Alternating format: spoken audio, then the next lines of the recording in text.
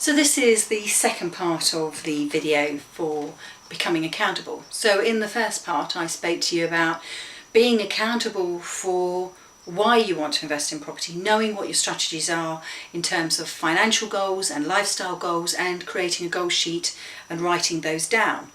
The next thing that you need to do is go commercial, and I spoke about that in video 2. So here I'm suggesting write a business plan. And the business plan will be where you take the financial goals that you've written. I want to earn £5,000 or I want to earn £3,000 a month. And looking at the strategy that you're going to implement and how many properties you need to buy. And as your business develops, like mine has, you can start to write down the number of clients that you want to achieve. And the number of mentees that maybe you want to coach. Or the number of books that you want to write, or products that you want to sell. And that becomes part of your business goal, and that will give you a second stream of income, and you can track how your performance is going against that on a monthly and quarterly basis.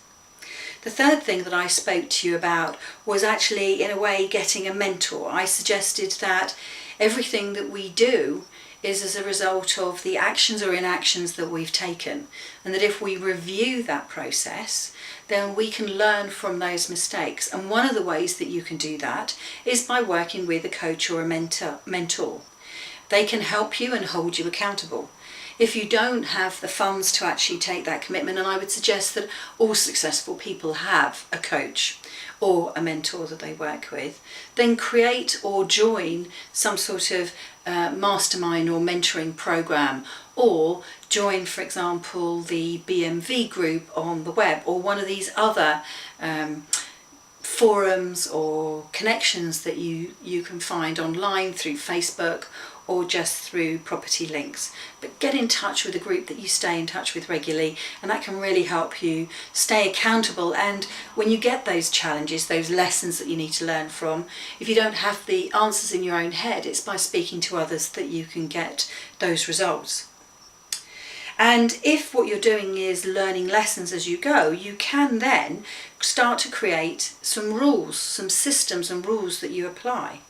So for example, if you know how much you want to earn a month and you know how many properties that relates to, what you can also do is know how much income each of those properties needs to produce.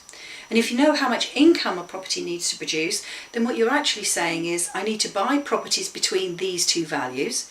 They need to be, for example, 3-bed houses, and I will convert them into a 4-bed HMO, and that will give me this amount of income, that when I've paid roughly this amount of mortgage, this is the profit that I will get at the other end. And so you can start to create a buying rule for buying your properties. You can start to create a rule for where you want your properties to be, in postcodes or street names or property types. So that actually then gives you a set of rules that you can follow. So that's the fourth one that I went through. And then the next video, video 5, I started to speak to you about opportunities. Where are the opportunities for you to make more money? Now, if you think what you've been through, you know your personal goals, you write them down and you're committed to them. You know your business goals, you write them down and you're committed to them. You learn from your mistakes and you have a coach or a mentor that works with you, and you have rules and systems that you apply to your own portfolio buying process. It's very easy for you to then take that next step and think like the business owner. Because then what you're doing is you're working at a pace where you're saying, these are the rules and systems, these are the business plans that I have, this is my financing system that I use, and therefore, dear client, this is how I can help you. You've got a clear understanding of what you have to offer. And when you know what you have to offer, you can think about who might want that, and that becomes your target client, and that can then lead to a marketing or social media strategy where you're attracting the clients.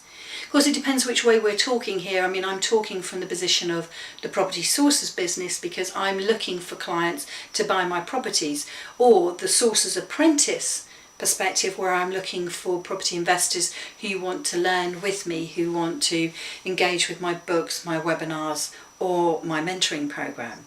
So I can be very clear about who these two client groups are.